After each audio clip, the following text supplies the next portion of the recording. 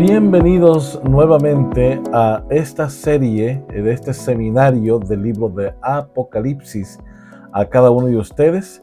Hoy vamos a estar estudiando el tema de los métodos de interpretación profética.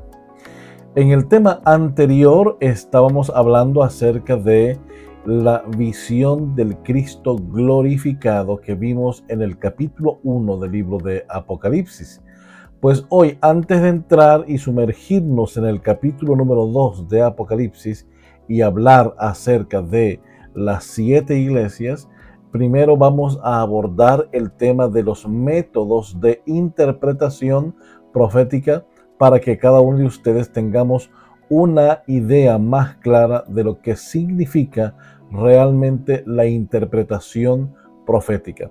Lo primero que debemos decirles es que en la interpretación profética es necesario abordar el tema como un todo, es decir, abordamos el tema de Apocalipsis como un todo, es el libro de Apocalipsis.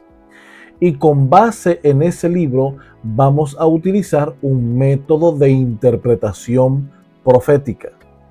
Ahora, una vez que abordemos, que tomemos el método de interpretación profética, será nuestra herramienta para poder llegar a una conclusión más unificada a la hora de hablar de lo que significan las profecías.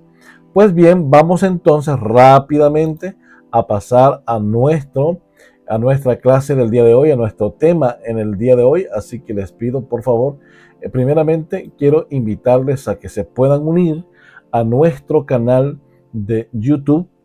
Pueden hacerlo suscribiéndose gratuitamente en nuestro canal de YouTube. También pueden hacerlo visitando nuestra página en Facebook.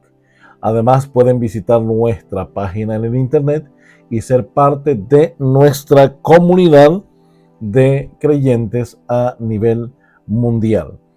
Pues muy bien, como les decíamos, el día de hoy vamos a hablar de este tema importante que tiene que ver directamente con los métodos de interpretación profética.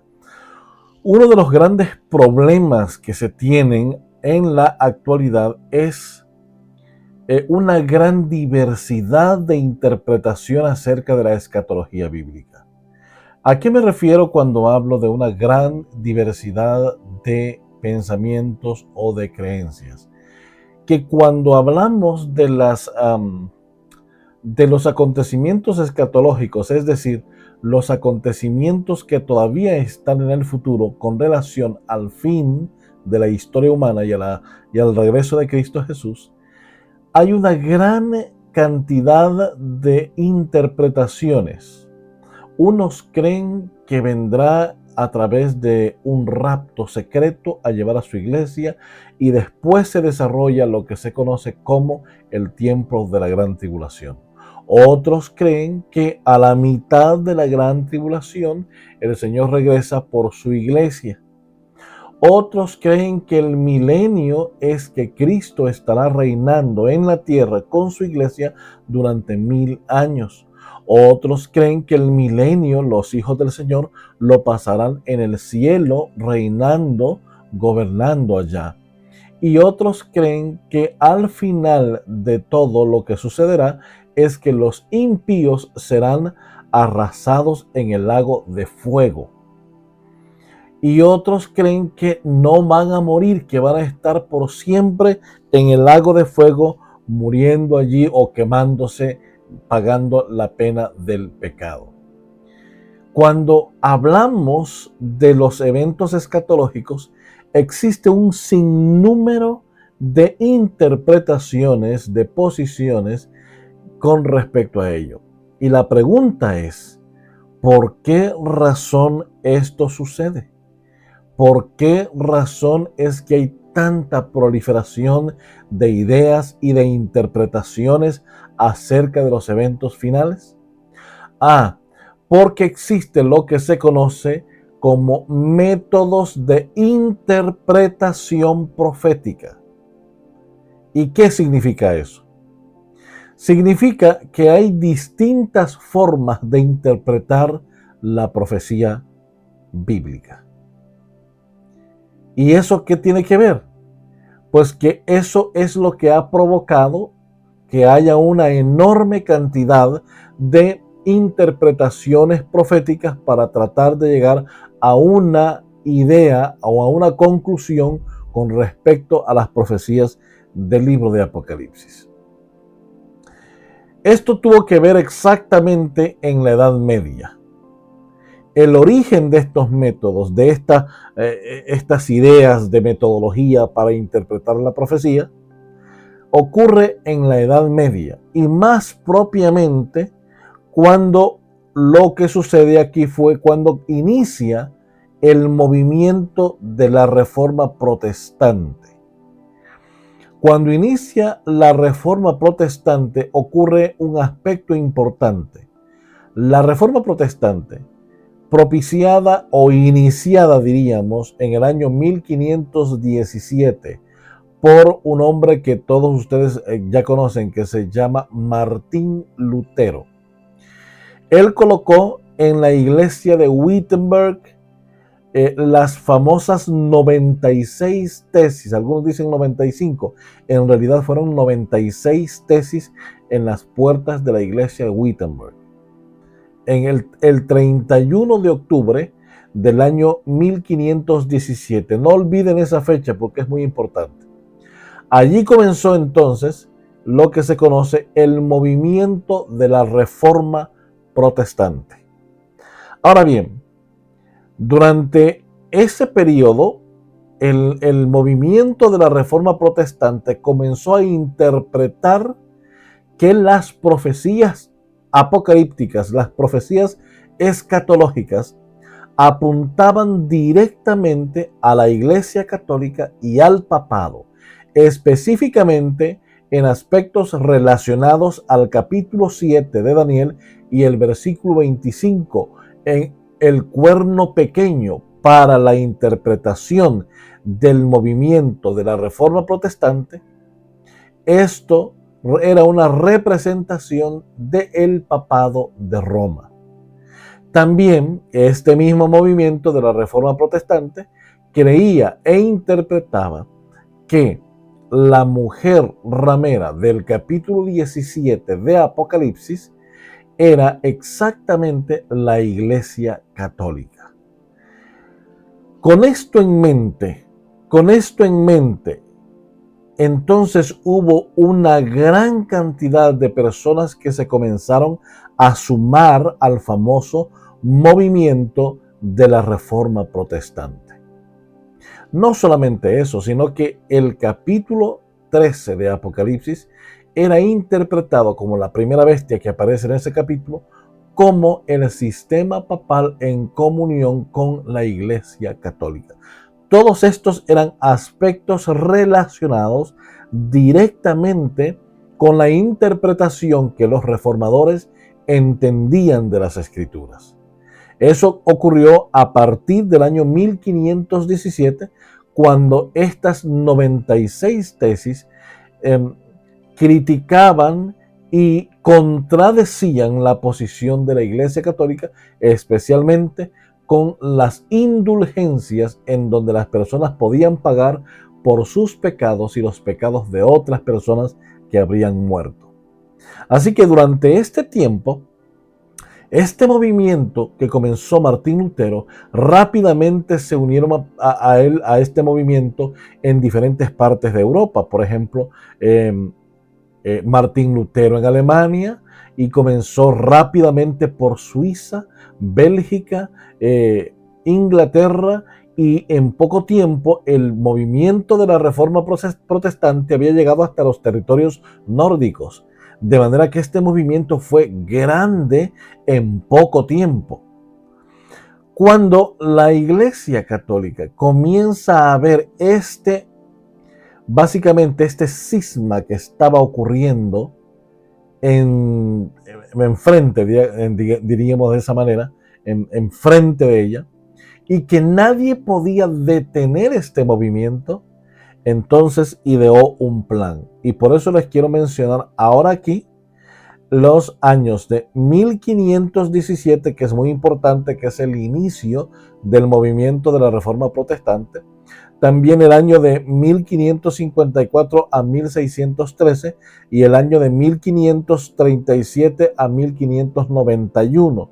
Estas tres fechas son muy importantes porque tienen que ver directamente con el desarrollo de los métodos de interpretación profética.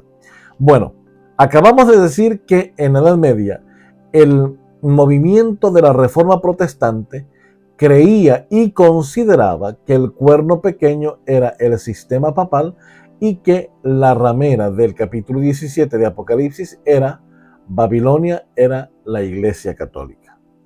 Teniendo esto en mente, entonces necesitamos saber qué fue lo que ocurrió, qué fue lo que hizo la Iglesia Católica para contrarrestar lo que se conoce como el movimiento de la Reforma Protestante.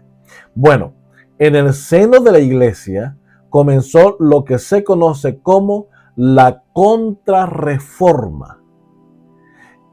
La Contrarreforma fue un movimiento dirigido mayoritariamente por sacerdotes católicos jesuitas. Estaban dirigidos directamente al movimiento de la Reforma Protestante. ¿Y desde qué puntos fue que se atacaron? Bueno, comenzó lo que se conoció como el método de interpretación profética preterista. Ahora, este es muy importante porque este método es la unión de dos palabras. La primera, que sería praeter, son dos términos latinos, praeter, que significa pasado, y gire, que significa ir, y quiere decir lo que ya ha pasado o ir al pasado.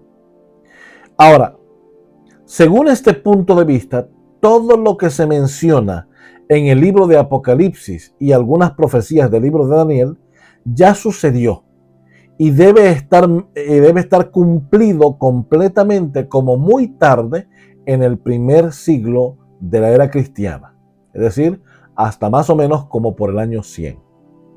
Ahora, es aquí donde viene la fecha muy importante de la cual les estaba hablando.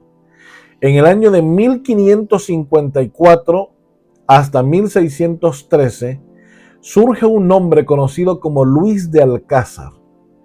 Este era un hombre jesuita que comenzó el famoso movimiento de la Contrarreforma, promoviendo lo que conocemos ahora como el método preterista. ¿Qué significa eso? Como les mencionaba anteriormente, explicando que todas esas profecías que los reformadores decían que se cumplían en la Iglesia Católica y en el papado, pues no se cumplían allí, sino que tenía un cumplimiento preterista, es decir, en el pasado. Y comenzaron a mencionar que el famoso cuerno pequeño del capítulo 7 de Daniel no era el papado de Roma, sino que era Antíoco Epífanes. Y con esa idea comenzó a tomar mayor influencia en el movimiento de la Contrarreforma. Entonces ahí surge este movimiento, pero como un recurso para poder atacar a la Reforma Protestante. Esto es muy importante, ¿eh? Este método es muy importante. Ahora bien, quiero hablarles del siguiente método de interpretación profética. ¿Ese cuál fue? Fue el método de interpretación profética futurista. Ahora, ¿cuándo surge este método? Bueno, el primer promotor de la teología del futurismo o interpretación profética futurista fue un teólogo también jesuita de la Iglesia Católica que se llamó Francisco Rivera, entre el año 1537 y 1591. Como de todos es sabido, el propósito de los jesuitas pues siempre fue confundir y tomar el control y proponer ideas que desvíen de la verdadera interpretación profética cualquier cosa.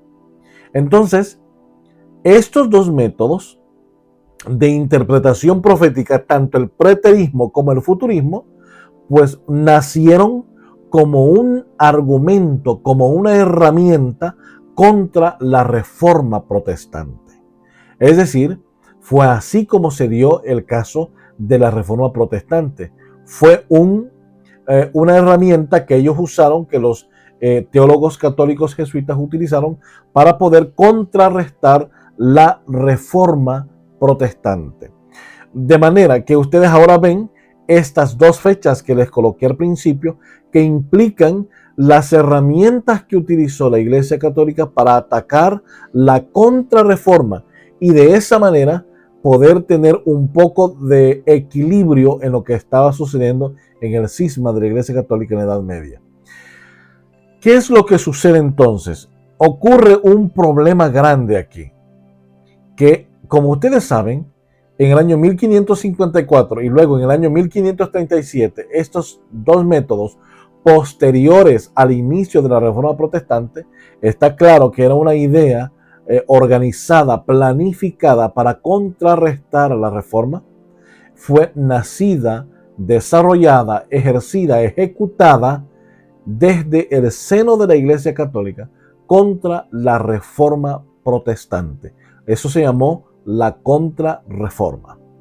Ahora bien, quiero mencionarles otro método de interpretación profética que se conoce, porque estamos hablando de los métodos utilizados. Ahora, no les mencioné lo que significa el método de interpretación profética futurista. ¿En qué consiste?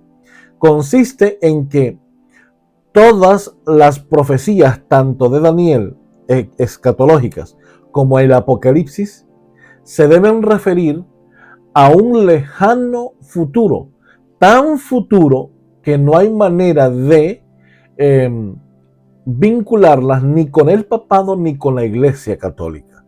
Esa era la idea de la Contrarreforma. Entonces, ¿qué tenemos? Tenemos un problema. El preterismo, por un lado, dice que todo ese cumplimiento ocurrió en el pasado hasta por lo menos el año 100 después de Cristo. El futurismo lo coloca muy al futuro, tan al futuro que no hay manera de relacionarlos con la Iglesia Católica ni con el papado. Por lo tanto, de esta manera hacen que la reforma protestante comience a dividirse desde adentro y unos grupos comiencen a creer en ese futuro distante y otros comiencen a interpretar en ese pasado distante. De tal manera que la reforma protestante hasta el día de hoy podemos decir que la mayoría de creyentes se quedó estancado en estos dos métodos de interpretación profética. Por eso es que cuando ustedes hablan con un creyente acerca de las profecías de Apocalipsis, muchos de ellos le dan cualquier cantidad de interpretaciones, algunas basadas en el preterismo y otras basadas en el futurismo. Pero existe otro método de interpretación.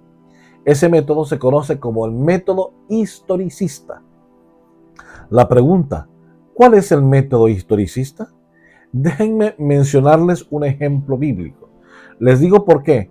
Porque de estos dos anteriores métodos, tanto el futurista como el preterista, no existe ninguna evidencia de que los apóstoles la hayan usado. No existe ninguna evidencia de que los padres eclesiásticos usaran esos métodos. El único momento en que se usó fue en la reforma, en la contrarreforma, en el año 1554 y el año 1537 como argumentos contra la reforma protestante. Pero cuando hablamos del método historicista, entonces sí que tenemos evidencias bíblicas y vamos a ir entonces a esas evidencias. Por ejemplo, vamos a analizar el libro de Daniel, capítulo 7, versículo 1 al 8, y también Apocalipsis 13, del 1 al 2. Y lo vamos a comparar con el desarrollo histórico. Miren lo que dice Daniel 7, 1 al 8. Primero, vamos a ir rápidamente resumiendo. Aparece un león. Esa es la primera bestia que aparece en Daniel 7, versículo 4. Un león. Luego aparece un oso en el versículo 5. En el versículo 6 aparece un leopardo y en el versículo 7 aparece una bestia que era terrible en gran manera. Ahora bien, la historia nos dice que ese primer imperio que Daniel menciona en el capítulo 7 era Babilonia misma. Eso lo podemos corroborar en los textos anteriores en el capítulo 2 de Daniel, donde se le dice que aquella cabeza de oro, que es un paralelismo del león del capítulo 7 de Daniel, representaba al imperio de Babilonia. Entonces aquí vemos que Babilonia es ese león del capítulo 7 y Babilonia gobierna en su mayor apogeo del año 606 a.C. hasta el año 538 a.C. El segundo animal que vemos en el capítulo 2 es el oso. Es el siguiente imperio. Después de Babilonia surgió otro imperio que se conoce como el Imperio Medo-Persia. Ese imperio gobernó desde el año 538 hasta el año 331. Ahora, es interesante porque el tercer imperio en surgir en orden consecutivo fueron los griegos, es decir, Grecia, que surge en el 331 y llega hasta el año 168 a.C. Era tipificado por el leopardo del capítulo 7 de Daniel. Y en el versículo 7 del capítulo 7 aparece la bestia terrible. Y esta es identificada en la historia como el cuarto imperio en surgir, que se identifica con Roma imperial desde el año 168 a.C. hasta el año 470 después de Cristo. Ahora bien, resulta que cuando vamos al libro de Apocalipsis, en el capítulo 13, 1 y 2, encontramos a una bestia que sube del mar igual. Esta bestia que sube del mar es identificada con Roma imperial. Note usted que cuando Daniel está escribiendo, está en el tiempo de Nabucodonosor, que era el rey de Babilonia, es decir, en el tiempo de Babilonia, en el tiempo del león del capítulo 7 de Daniel, el primer imperio. Pero cuando Juan está escribiendo el libro de Apocalipsis, está en el tiempo del cuarto imperio, es decir, más de 500 años después. ¿Y cuál es ese cuarto imperio? Roma imperial. Cuando Juan escribe entre el año 90 y 95 el libro de Apocalipsis, él está en el exilio en la isla de Patmos. Eso nos dice Apocalipsis 1:9, que está en el exilio. Ahora, también vemos que allí había sido exiliado por el mismo imperio romano que gobernaba en ese momento. Por lo tanto, Juan está en el tiempo del cuarto imperio, del imperio romano. Ahora, esto es muy importante. ¿Por qué razón? Porque vamos a ver cómo los dos profetas ven desde su punto de tiempo el desarrollo de esta profecía. Fíjese. Primero, Daniel escribiendo desde el tiempo de Babilonia, 500 o más de 500 años antes de Juan. Y Juan escribiendo desde el año 90 al 95 en Patmos en el tiempo de Roma, del Imperio Romano. Ahora, vemos que dice Juan en el capítulo 13 que ve una bestia. Esta bestia es identificada como el Imperio Romano. Vamos bien hasta allí. Pero luego Juan ve que esta bestia tenía parecidos a un leopardo. Y el leopardo en la profecía de Daniel 7 es Grecia. Es decir, que si vamos desde la perspectiva de Juan hasta Daniel, en el orden regresivo, el siguiente imperio hacia atrás después de Roma fue Grecia. Y después vemos en ese orden mismo, en Apocalipsis 13, 1 y 2, dice que la bestia también tenía parecido a oso. El oso es el tercer imperio en el orden regresivo que Juan identifica en la bestia. pero en el orden ascendente, desde el tiempo de Daniel, es el tercer imperio. Miren qué interesante. ¿Y qué tal? Vemos que al final, la bestia que Juan ve en Apocalipsis 13, 1 y 2, también tenía un parecido al león. Y el león, en el capítulo 7 de Daniel, es la primera bestia que él ve, pero desde la perspectiva regresiva de Juan, es la cuarta bestia. Lo que quiero demostrar con esto, mis queridos hermanos, es que el método historicista de la interpretación profética es usada por el propio Daniel y por el propio Juan. Los dos profetas conectan las dos profecías utilizando el método de interpretación historicista.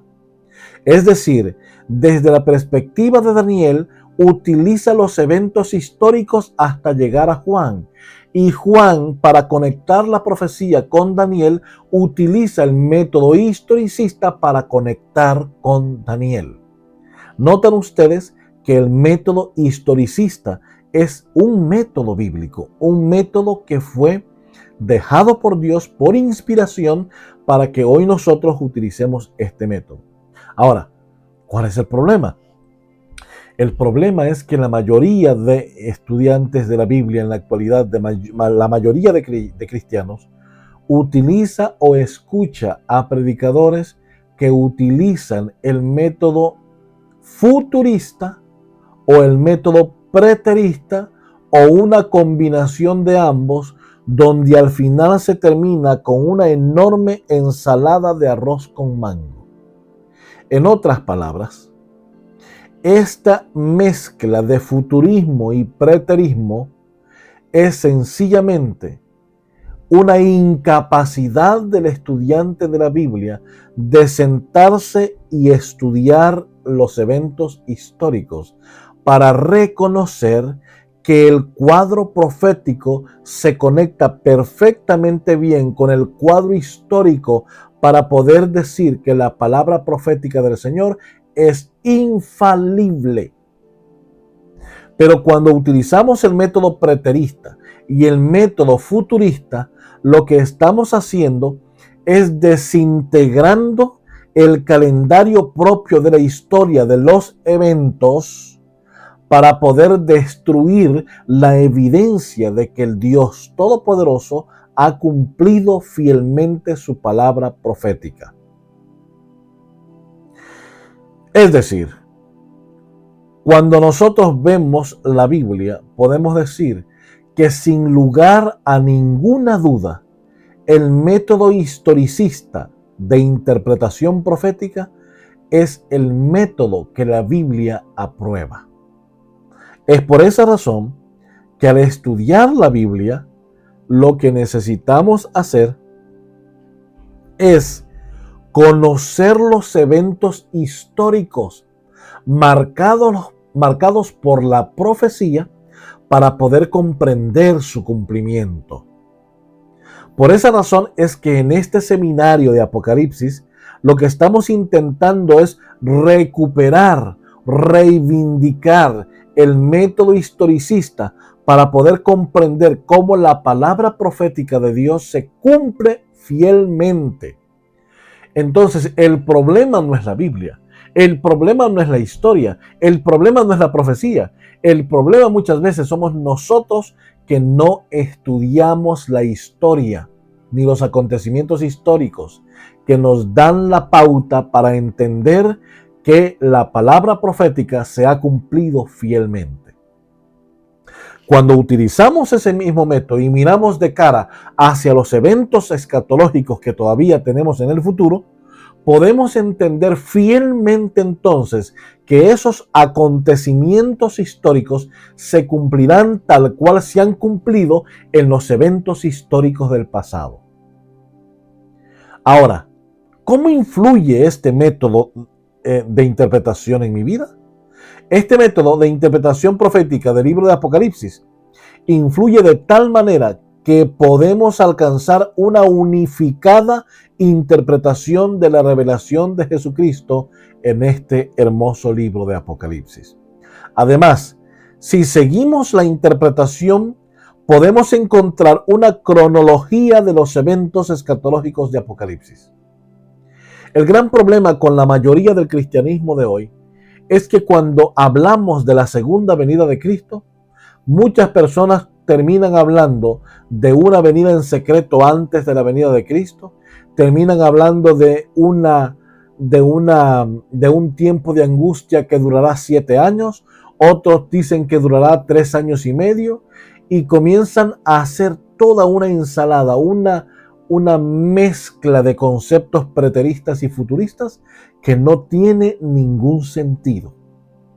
Definitivamente, cuando vemos la Biblia y las profecías de la Biblia, tenemos que verlas con los lentes del método de interpretación profética historicista. Solamente así podremos encontrar el camino a una verdadera interpretación.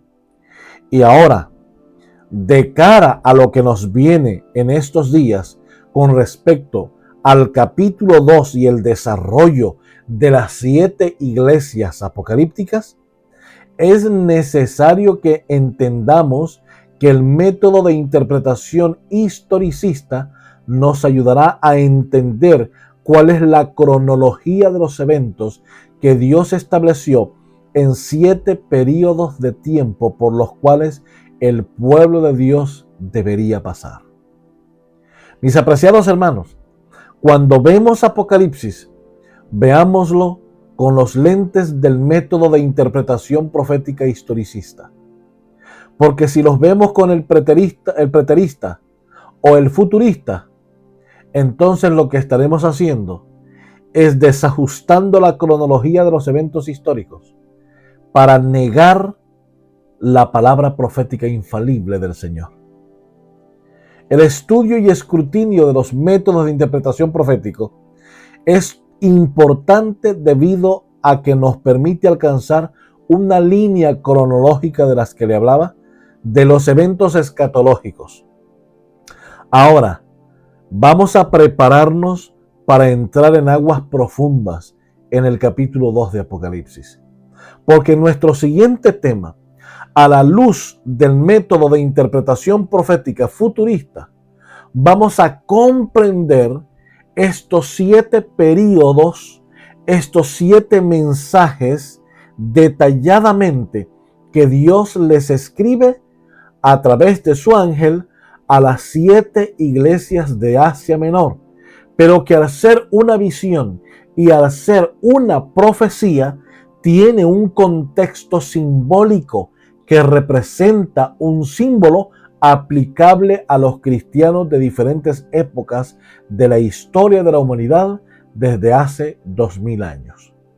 La invitación es para que cada uno de ustedes, mis queridos y apreciados hermanos, podamos ir rápidamente y comenzar a agendar, a apartar tiempo para que podamos de esta manera poder estudiar estos temas en este canal, aquí con nosotros, para que los pueda estudiar, entender, comprender que el desenlace final de toda la profecía apocalíptica, que es la segunda venida de Cristo, no se puede entender si no se entienden los aspectos necesarios como desde cuándo, desde dónde, desde hace cuánto tiempo el Señor está dirigiendo su pueblo aquí en la tierra.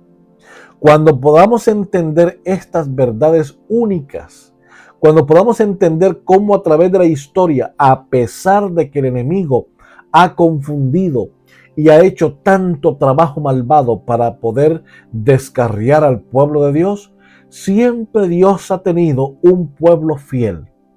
Poquitos, un grupo pequeño, pero un pueblo fiel a sus mandamientos. Y de eso se trata el mensaje de las 7 iglesias.